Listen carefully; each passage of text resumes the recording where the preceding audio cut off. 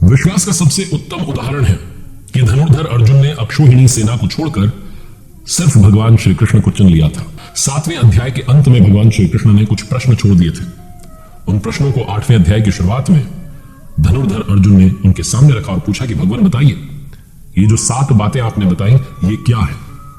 ब्रह्म क्या है, संपूर्ण कर्म क्या है, संपूर्ण अध्यात्म क्या है, संपूर्ण अधिदेव अधिभूत और अधियज्ञ क्या है? तो इन 7 प्रश्नों का उत्तर भगवान श्री कृष्ण इस अध्याय में देते हैं और साथ ही अपने सखा अर्जुन को ब्रह्मांड किस तरीके से काम करता है उसकी समझ देते हैं और बताते हैं कि क्या होता है पुनर्जन्म और कब पुनर्जन्म के चक्र से मुक्ति मिलती है। ये जो श्रीमद् भगवद गीता के अलग अलग अध्यायों का सार आप तक पहुंचा रहा हूं, ये जो समझ डेवलप कर पाया हूं, ये मैं कर पाया हूं परमहंस स्वामी श्री अड़गड़ानंद जी महाराज जी की यथार्थ गीता पढ़कर। अगर आप भी मंगवाना चाहते हैं घर बैठे तो फ्री में ऑर्डर कर सकते हैं www.यथार्थगीता.com से। इन 7 प्रश्नों का उत्तर देते हुए भगवान श्री कृष्ण कहते हैं, श्री भगवान उवाच अक्षरम ब्रह्म परमम स्वभावो अध्यात्म मुच्यते भूत भावोद्भव करो विसर्ग कर्म संगिता। अक्षरम ब्रह्म परमम यानी कि जो अक्षय है, जो कभी क्षय नहीं होता, जिसका कभी विनाश नहीं होता, समाप्त नहीं होता, वही परम ब्रह्म है। स्वभाव अध्यात्मम उच्चते, स्वयं में जो स्थिर भाव आ जाता है, जब आप स्वयं में स्थिर भाव लेकर आते हैं तो अध्यात्म जो है वो आपके अंदर आता है, यानी कि आत्मा का आधिपत्य, आप आत्मा के कंट्रोल में आते हैं। उससे पहले हम सब माया के आधिपत्य में रहते हैं, माया के कंट्रोल में रहते हैं। तो जो स्वभाव है, जब आप उसमें स्थिर भाव मिल जाता है तो आत्मा का आधिपत्य आ जाता है। यही अध्यात्म की पराकाष्ठा है, आखिरी स्टेज। फिर कहते हैं भूत भावोद्भव कर, भूतों के वो भाव जो कुछ ना कुछ हमसे करवाते रहते हैं, अच्छा भला बुरा, कुछ ना कुछ संस्कारों की संरचना करते रहते हैं, उनका मिट जाना, उनका विसर्जन हो जाना, ये कर्म की पराकाष्ठा है। इसलिए वो कहते हैं कि मुझे संपूर्ण कर्म के द्वारा जानता है। तो यही वो संपूर्ण कर्म है जब आप उसकी पराकाष्ठा पर आखिरी स्टेज पर पहुंच जाते हैं, जहां वो भूतों के जो भाव है वो अलग अलग संस्कारों की संरचना नहीं करते हैं, सब कुछ मिट जाता है। अब आगे बढ़ते हुए भगवान श्री कृष्ण कहते हैं, श्री भगवान उवाच अधिभूतम क्षरो भावः पुरुषश्चाधिदेवतम अधियज्ञो अहमेवात्र देहे देह भृतांबर। जब तक वो अक्षय भाव नहीं मिलता, यानी कि वो परम शांति नहीं मिलती, तब तक जो नष्ट होने वाले संपूर्ण क्षर भाव में जो कुछ कुछ हमसे करवाते रहते हैं, संस्कारों की संरचना करते रहते हैं, वही जो है वो अधिभूत है, भूतों के अधिष्ठान है, उनके द्वारा भूत जो है वो पैदा होते रहते हैं, वो भला बुरा कर्म हमारे द्वारा होता रहता है। कहते हैं पुरुषाच अधिदेवतम, प्रकृति से परे जो परम पुरुष है वही अधिदेव, यानी कि जो देवी संपद है उसका अधिष्ठाता है। देवी संपद उसी परम देव में अंत में विलीन हो जाती है। कहते हैं, हे अर्जुन, इस मनुष्य शरीर में मुझे अधियज्ञ जान, यानी कि जो यज्ञ हो रहे हैं उसका अधिष्ठाता भी मैं ही हूं। भगवान श्री कृष्ण कहते हैं कि जो तत्व में स्थित महापुरुष है वो संपूर्ण यज्ञों का भोक्ता है, अंत में यज्ञ उसी में प्रवेश पा जाते हैं, वहीं जाकर के आपको परम स्वरूप मिल जाता है। इस तरीके से जो धनुर्धर अर्जुन के 6 प्रश्न थे उनका समाधान किया। अब वो जो 7वां और अंतिम प्रश्न है कि आप अंत काल में किस प्रकार से जानने में आते हैं कि कभी हम विस्मृत ना हो, हमारी जो याद है, हमारी जो मेमोरी, उससे आप कभी गायब ना हो, हम कभी आपको विस्मृत ना करें, वो क्या है? तो उसका उत्तर देते हुए भगवान श्री कृष्ण कहते हैं, अंत काले च मामेव स्मरण मुक्त्वा कलेवरम यह प्रयाति सम्मदभावम याति नास्त्यत्र संशय। भगवान श्री कृष्ण कहते हैं कि जो पुरुष अंत काल में मन के निरोध के साथ में मन को रोक करके और विलय काल में, उस अंत काल में मेरा स्मरण करते हुए इस शरीर के संबंध को छोड़ देता है, वो मद भावम, साक्षात मेरे स्वभाव को प्राप्त होता है। शरीर का निधन जो है वो अंत काल नहीं है। ऐसे तो बहुत सारे लोग रोज जो है जिनका निधन हो रहा होता है, ये तो दैनिक एक प्रकृति की क्रिया है कि कोई मर रहा होता है, कोई पैदा हो रहा होता है। ये शरीर का निधन नहीं, मरने के बाद भी आपको अगला जन्म मिल जाता है, जो कि श्रीमद् भगवद गीता में भगवान श्री कृष्ण ने बताया।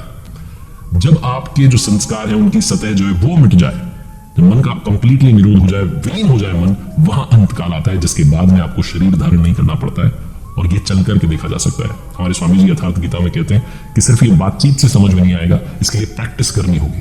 अगर आपको लगता है कि थ्योरी आप समझ लेंगे तो बहुत सारी चीजें आपको थ्योरी से समझ में नहीं आएंगी, आपको प्रैक्टिकल करना होगा, आपको मेडिटेशन करना होगा, ध्यान करना होगा, अभ्यास करना होगा। भगवान श्री कृष्ण आगे बताते हैं कि कब और कैसे मैं जानने में आता हूं। श्री भगवान उवाच यम यम वापी स्मरण भावम त्यजत्यन्ते कलेवरम तम तमे वैति कौन्तेय सदा तद्भाव भाविता। कहते हैं, हे कौन्तेय, मृत्यु के समय मनुष्य जिस जिस भाव को स्मरण करता हुआ इस शरीर को त्याग देता है उसको ही प्राप्त होता है। तब तो बहुत सस्ता है कि आप सिर्फ उस अंत काल में जब आपकी मृत्यु होने जा रही है तब आप भगवान को याद कर लीजिए, आपको भगवान मिल जाएंगे, क्योंकि उन्होंने कहा कि उस जिस चीज को याद करता है वही चीज उसे मिल जाती है। लेकिन ऐसा होता नहीं है, क्योंकि पूरे जीवन में आप जिसकी प्रैक्टिस कर रहे होते हैं, पूरे जीवन भर आप जिसका अभ्यास कर रहे होते हैं, जब अंत समय आता है, जब आपको पता होता है कि अब मेरी मृत्यु होने जा रही है, तो उस अंत काल में वही थॉट आता है जिस थॉट को आप लगातार प्रैक्टिस कर रहे थे।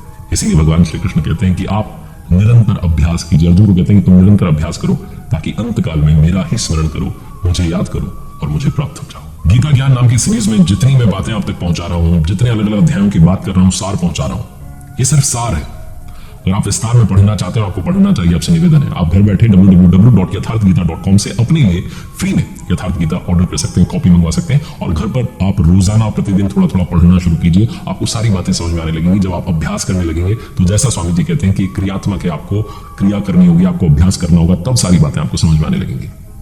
भगवान श्री कृष्ण अपने सखा अपने मित्र अर्जुन से कहते हैं, श्री भगवान उवाच तस्मात् सर्वेषु कालेषु माम अनुस्मर्यन्ते च मयि अर्पित मनो बुद्धिर मामे वैश्यस्य संशयम्। हे अर्जुन, तू हर समय मेरा स्मरण कर और युद्ध कर। मुझ में समर्पित मन के साथ में मेरा स्मरण कर, मुझे ध्यान कर, तो निसंदेह मुझे प्राप्त होगा। ये रिमाइंड कराते हैं, लेकिन साथ में एक बात कह रहे हैं कि निरंतर चिंतन करना और युद्ध करना। अब जो बाहरी युद्ध की बात होती है, जिसमें कहते हैं तलवार चली, जिसमें कहते हैं तीर चले, तो ऐसा थोड़ी होगा कि आप भगवान का नाम लें और तीर चलाएं। इसको स्पष्ट करते हैं कि स्मरण होता क्या है। कहते हैं अभ्यास योग युक्तेन चेतसा नान्य गामिना परमं पुरुषम दिव्यम याति पार्थानुचिंतयन्। हे पार्थ, उस स्मरण के लिए योग के अभ्यास से युक्त होकर के मेरे सिवाय कोई और विचार ना आने पाए, निरंतर चिंतन जो करता है वही परम प्रकाश स्वरूप दिव्य पुरुष, जिसे हम भगवान कहते हैं, परमात्मा कहते हैं, उन्हें प्राप्त होता है। वो आप कहेंगे जब स्मरण करने लगेंगे तो फिर युद्ध क्यों करना है? जब आप ध्यान में जाते हैं, जब आप मेडिटेशन में जाते हैं, साधना करने लगते हैं, तो बहुत सारे थॉट्स आते हैं, ऐसी ऐसी बातें दिमाग में आती हैं जो आपने कभी सोची नहीं होगी। उल्टे सीधे ख्याल आते हैं, एक के बाद एक विचार जुड़ता चला जाता है। आप यहां थे, अचानक किसी और दुनिया में चले जाते हैं, रिश्तेदारों से लेकर के, दोस्तों से लेकर के, ऑफिस की बातें सब घूमने लगती हैं। बस तभी आपको युद्ध करना है, उन सारे विचारों को हटाना है और एकमात्र परमात्मा का विचार लेकर आना है। इसीलिए उन्होंने कहा निरंतर चिंतन कर और युद्ध कर। आगे बढ़ते हुए भगवान श्री कृष्ण अभ्यास के तरीके को, उस विधि को थोड़ा और स्पष्ट करते हैं, विस्तार से समझाते हैं। कहते हैं श्री भगवान उवाच सर्व द्वाराणि संयम्य मनोहृदि निरुद्ध च मूय धायात मनः प्राणमास्थितो योग धारणा। सारी इंद्रियों के दरवाजे को रोककर, यानी कि जो इच्छाएं हैं, कामनाएं हैं, वासनाएं हैं, उनसे अलग होकर के मन को हृदय में स्थित करके जब ध्यान आप धरते हैं तो हृदय में धरते हैं। जैसा कि भगवान श्री कृष्ण ने कहा, ईश्वर सर्वभूतानां हृदय देशे अर्जुन तिष्ठति। पूजा बाहर नहीं होती है, ध्यान बाहर नहीं होता है, वो अंतःकरण में होता है। अपनी आत्मा को शुद्ध करने का प्रयास ही ध्यान है और कोई तरीका नहीं है। भगवान श्री कृष्ण कहते हैं कि सब इंद्रियों के दरवाजे को रोक करके, वासनाओं से अलग रहकर के, मन को हृदय में स्थित करके ओमित्येकाक्षरं ब्रह्म व्याहरन् माम अनुस्मरन् यह प्रयाति त्यजन् देहं स याति परमां गतिम्। जो पुरुष ओम इति, ओम इतना ही, उस अक्षय ब्रह्म का परिचायक है, भगवान का परिचायक है, उसे जपता है, ओम ओम जपता है और मेरा स्मरण करते हुए शरीर को त्याग जाता है, वही पुरुष परम गति को प्राप्त होता है। भगवान श्री कृष्ण जो है वो अपना नाम जपने के लिए नहीं कहते, वो कहते हैं ओम जपो। उन्होंने अपना नाम ओम बताया और रूप अपना बताया, लेकिन नाम ओम बताया। बाद में क्योंकि हमारे भाव होते हैं, हमारी भक्ति होती है, लोगों ने उनका भी नाम जपना शुरू कर दिया, लेकिन उन्होंने जो नाम बताया जो आसानी से आपकी श्वास में ढल सकता है, वो ओम है। वो कहते हैं ओम ही अक्षय ब्रह्म का परिचायक है, उसका सिंबल। आगे कहते हैं कि मुझे प्राप्त करके वो दुखों के उस स्वरूप को, पुनर्जन्म को प्राप्त नहीं होते। एक बार जब वो मेरी शरण में आ गए, मुझे उन्होंने प्राप्त कर लिया, तो फिर वो इस पुनर्जन्म से पार निकल जाते हैं। लेकिन पुनर्जन्म की भी सीमा है। कहते हैं श्री भगवान वाच आ ब्रह्म भुवना लोकः पुनरावर्तिनो अर्जुन मामुपेत्य तु कौन्तेय पुनर्जन्म न विद्यते। कहते हैं अर्जुन, ब्रह्मा से लेकर के कीट पतंग आदि सब जो है ये पुनर्जन्म लेने वाले हैं, पुनरावर्ती हैं। जन्म होता है, मरण होता है, जन्म होता है, मरण होता है, चलता रहता है। लेकिन कौन्तेय, जो मुझे प्राप्त होता है उसका पुनर्जन्म नहीं होता है। और प्रश्न ये उठता है कि क्या ब्रह्मा भी पुनरावर्ती हैं? क्या उनका भी पुनर्जन्म होता है? श्रीमद् भगवद गीता की यथार्थ व्याख्या यथार्थ गीता में परमहंस स्वामी श्री अद्गदानंद जी महाराज जी ने इस प्रश्न का उत्तर बहुत अच्छे से समझाया, बहुत अच्छे से इसकी व्याख्या की। तो प्रश्न ये कि क्या ब्रह्मा भी मरण धर्म है? क्योंकि इस श्लोक में यही बात कही गई। अध्याय 3 में भगवान श्री कृष्ण कह रहे हैं कि प्रजापति ब्रह्मा जो है, प्राप्ति के पश्चात बुद्धि जो है वो सिर्फ यंत्र रह जाती है, परमात्मा उसमें व्यक्त होता है। ऐसे महापुरुषों ने यज्ञ की संरचना कैसा वो बताते हैं। और यहाँ कहते हैं कि ब्रह्मा की स्थिति प्राप्त करने वाला भी पुनरावर्ती, उसका भी पुनर्जन्म होता है। तो कहना क्या चाहते हैं, जिन महापुरुषों के द्वारा परमात्मा व्यक्त होता है उन महापुरुषों की बुद्धि ब्रह्मा नहीं है, लेकिन लोगों को उपदेश देते हैं, उनका कल्याण करते हैं, इसलिए वो ब्रह्मा कहे जाते हैं। इसके पहले का जो साधना काल, इसके पहले जो आप प्रैक्टिस कर रहे हैं, मेडिटेशन कर रहे हैं, उसमें जो बुद्धि है वो ब्रह्मा है। लेकिन साधारण मनुष्य की बुद्धि जो ब्रह्मा नहीं है। वो जो 4 स्टेजेस बताई हैं, जिसमें उन्होंने कहा कि ब्रह्मविद, ब्रह्मविद्वर, ब्रह्मविद्विरियान, ब्रह्मविद्वरिष्ठ। ब्रह्मविद वो बुद्धि है जो कि ब्रह्म विद्या से संयुक्त है। ब्रह्मविद्वर वो है जिसे ब्रह्म विद्या में श्रेष्ठता मिल गई। ब्रह्मविद्विरियान जो तीसरी स्टेज है, वो बुद्धि है जिसमें ब्रह्म विद्या में सिर्फ एक्सपर्टीज हासिल नहीं हो गया, बल्कि उसको आप कंट्रोल कर रहे हैं, उसके संचालक बन गए। और चौथी जो है ये वो अंतिम छोर है जिसमें इष्ट जो है प्रवाहित है। यहां तक बुद्धि रहती है, प्रवाहित होने वाला जो इष्ट है वो कहीं अलग है, ग्रहणकर्ता की जो बुद्धि है वो अलग है। अभी तक वो प्रकृति की सीमा में है, लेकिन इसको जब पार कर जाते हैं तब जाकर के वो परम पुरुष परमात्मा को पाते हैं। तब तक इस बुद्धि को ब्रह्मा कहा गया, इसीलिए कहा कि वो ब्रह्मा को प्राप्त जो स्थिति वाला पुरुष है वो भी पुनरावर्ती है, उसका भी पुनर्जन्म होता है। इस वाली स्टेज को भी पार करना है। आगे भगवान श्री कृष्ण कहते हैं, श्री भगवान उवाच सहस्त्र युग पर्यंत महर्यद ब्रह्मणो विदुः रात्रम युग सहस्त्रांताम ते अहोरात्र विदो जना। जो 1000 चतुर्युगों की ब्रह्मा की रात्रि और 1000 चतुर्युगों के उसके दिन को साक्षात जानते हैं, वो समय के तत्व को यथार्थ जानते हैं। दिन और रात की बात की गई है, जो कि विद्या और अविद्या के सिंबल है। ब्रह्म विद्या से जब आपकी बुद्धि संयुक्त हो जाती है तो प्रवेशिका में आ जाती है, और जब ब्रह्म विद्वरिष्ठ हो जाती है तो पराकाष्ठा उस आखिरी स्टेज में पहुंच जाती है। जब विद्या से बुद्धि संयुक्त होती है तो ब्रह्मा का दिन होता है, तो आप पुण्य जो कार्य हैं वो कर रहे होते हैं, अच्छा अच्छा सोच रहे होते हैं। लेकिन जब अविद्या की रात्रि आती है तो आप सारे पाप वाले कार्य करने लगते हैं, आपकी बुद्धि जो है आपसे वो सब करवाने लगती है जो नहीं होना चाहिए। इसी तरीके से माया जो है प्रवाहित हो जाती है जब अविद्या की रात्रि आती है। जो इस अविद्या की रात्रि को, विद्या के दिन को समझता है कि काल कहां तक पीछा करने वाला है, वो समय के तत्व को यथार्थ रूप में जानता है। अब भगवान श्री कृष्ण ये भी बताने जा रहे हैं कि किस समय में मेरी प्राप्ति होती है। अब अंतिम छोर में, इस अध्याय के अंतिम छोर में जो सबसे बड़ा प्रश्न है कि कौन पुनर्जन्म की सीमा में है और कौन इसे पार कर जाता है, किस काल में पुनर्जन्म की सीमा को हम पार कर सकते हैं, तो भगवान श्री कृष्ण इस क्लिष्ट प्रश्न का भी उत्तर देते हैं। कहते हैं, श्री भगवान उवाच अग्निर्ज्योतिरः शुक्लः षण्मासा उत्तरायणम तत्र प्रयाता गच्छन्ति ब्रह्म ब्रह्म विदो जनाः। शरीर संबंध का त्याग करते समय जिनके समक्ष ज्योतिर्मय अग्नि जल रही हो, दिन का प्रकाश फैला हुआ हो, सूर्य चमक रहा हो, शुक्ल पक्ष का चंद्रमा बढ़ रहा हो, उत्तरायण का सुंदर आकाश हो, उस काल में जो प्रयाण करते हैं वो योगी जन ब्रह्म को प्राप्त होते हैं, यानी कि मुझे प्राप्त होते हैं। वापस वो जन्म नहीं लेते, वो पुनर्जन्म की सीमा से, इस चक्र से बाहर निकल जाते हैं। और बहुत लोगों को ऐसा लगता है कि ये जो स्थिति है जब प्रकृति में आएगी तब हम वहां पहुंचेंगे, लेकिन स्वामी जी यथार्थ गीता में बताते हैं कि सब प्रतीक है।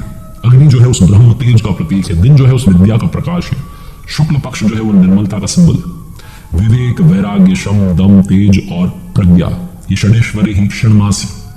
और ऊर्ध्वता स्थिति, आप प्रकृति से परे हो जाए और भगवान की तरफ आपका रुख हो जाए, आप उनकी भक्ति में डूब जाए, ये ऊर्ध्वता स्थिति ही उत्तरायण है। जो इस काल में आ जाता है वो ब्रह्म को प्राप्त हो जाता है, उसका पुनर्जन्म नहीं होता है। लेकिन जो पूरी श्रद्धा से लगे हुए हैं लेकिन इस स्थिति तक नहीं पहुंच पाए, जिनकी साधना पूर्ण नहीं हो पाई, उनका क्या होता है?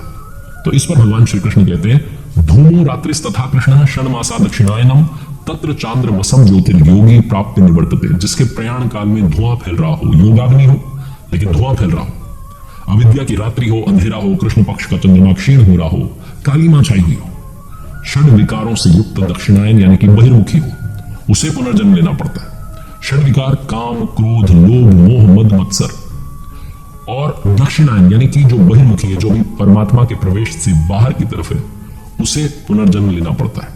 लेकिन प्रश्न उठता है कि जिसने इतना प्रयास किया, क्या उसकी साधना नष्ट हो जाती है? इस पर भगवान श्री कृष्ण कहते हैं, श्री भगवान उवाच शुक्ल कृष्णे गति होते जगतः शाश्वते मते एक या यात्वना वृत्ति मन्य या वर्तते पुनः।